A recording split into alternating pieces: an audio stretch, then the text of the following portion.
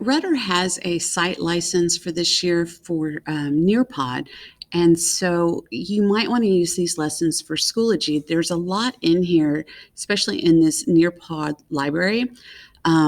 English learners, there's a whole little set, and vocabulary is awesome if you've never used it before. That's all part of the Nearpod program. So one of the things you might want to do before you start using a lesson is come over here to your settings and click lesson settings. I turn this on so that they have to use their Google account to authenticate, and then that way I have the correct name. Immersive Reader is a beta test. You might want to use that one. This was one I also turned on, enable collaborate boards for student-paced lessons. That means they'll be able to add to it when they do it. And require student submissions might be another popular option if it's not on. So when you have a lesson that you want to use, I want to use this Principle of Art one, and I want it to be student-paced. This is one that they created, but it fits what I need, and I don't have to rebuild it.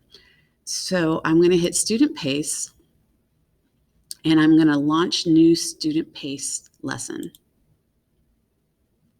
When I do that, I get a code, but that's not what I want. I want this embed feature right here. So I'm going to click that. And if you look at these numbers, 400 by 364, that's the frame width of how big it is. You can make it medium, large. I will tell you large is too big for Schoology. Medium is just right. So, but that's what those insert codes are, is the different sizes of it. So copy that. And then come over here to your course. Sorry, I was playing with it earlier. And I'm going to add assignment. And I'm going to title it, just for grins test, I'm going to go over here to insert content, image media from the web, and I want it to be media. That gives me the embed code. So if you see, if it's just image, it's link. When I switch to media, I get the embed code. And I'm going to paste that there, insert media. Can set up all my other functions, hit create.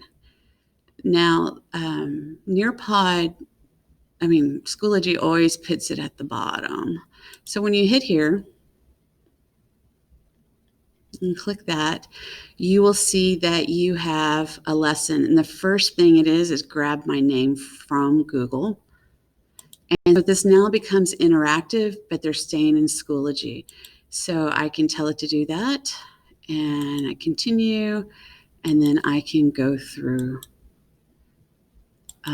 my Now, one thing I thought was cool is here is a 360 page, and look how it popped up. So they're not even having to leave for that. It stays within Schoology. So just wanted to share.